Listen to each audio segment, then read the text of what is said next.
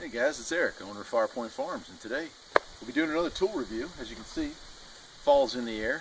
The mornings are getting to be quite brisk, and I've got a little project I'm taking care of, and this project requires that I use the tool that I'll be reviewing today.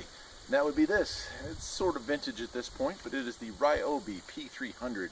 It is a combination stapler and 18 gauge, isn't it 18 gauge brad nailer? Yeah, 18 gauge brad nailer. It's been replaced by a more modern tool, which I'll do a review on at some point. I also have, it's a crown stapler, but this one still has its place here on the farm. It's got many years on it. In fact, this is the second one I own. The first one I bought new for a project at the last property I owned. This one here I've had for maybe 4 years now, and it doesn't get used as often, but it still gets used, and it has some weak spots to it. It does tend to jam. If you were to buy inexpensive staples, flat-headed staples, they don't do as well with this tool as a pointed tip staple. So spend the extra buck and get the better quality staples. Obviously, the longer the staple you're firing, or the longer the brad nail you're firing, is also going to lead to some issues. Power-wise, this is not the strongest nail gun or nailer or stapler you can purchase anymore, but at the time, it's pretty revolutionary. Function-wise, there's not a lot to it. You have your trigger, obviously, and it won't fire. It's just like any other modern stapler. It has a detent here that has to be depressed in order for the staple to fire. And on the back here, you have a control knob that controls the power, so controllable depth.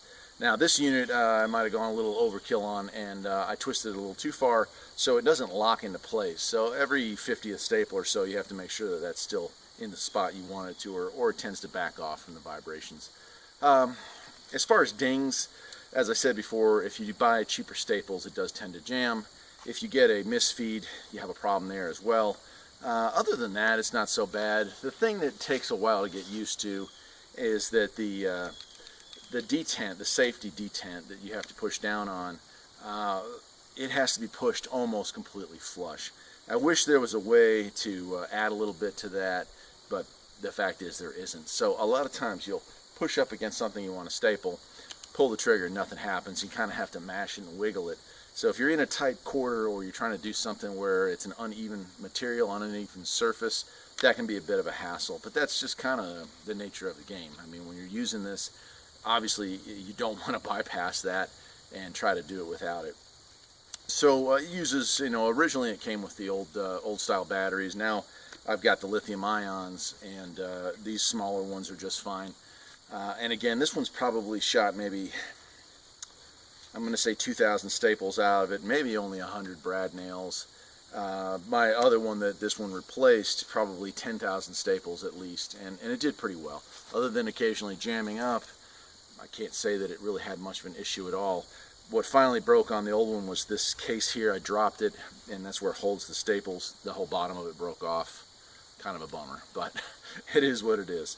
So we'll go down, and I'm just going to be stapling some tarps to some wood, and I'll show you a little demonstration of that so you can get an idea how it works. I won't do a whole lot of demonstrating because there's really no way for me to do this well with one hand, but come on, let's go. Okay, so I've got this little temporary enclosure that I've used making out of pallets, and it's going to have a windbreak because cold weather's coming in, and my birds are just a little bit too young, so this will stay up for a month, but I don't want to put a lot of effort. I certainly don't want to put a lot of materials into it. So I've got these bags here. I'm going to use those in place of tarps.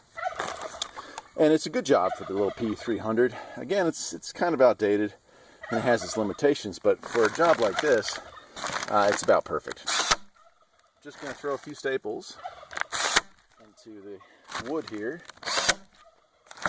to hold this windbreak in place. And as you can see, it does that just fine. The nail staples go in.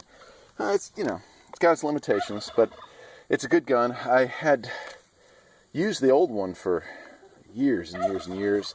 It finally broke. I got this replacement for I think about 20 bucks on eBay, and then of course newer, better technology came out.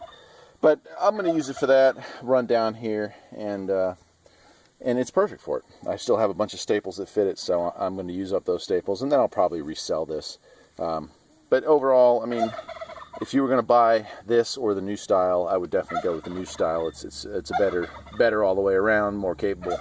But this one does have its uses in life. So that's it. I'm Eric, owner of Farpoint Farms. Hope you can hear me over the sound of my turkeys. But either way, take care.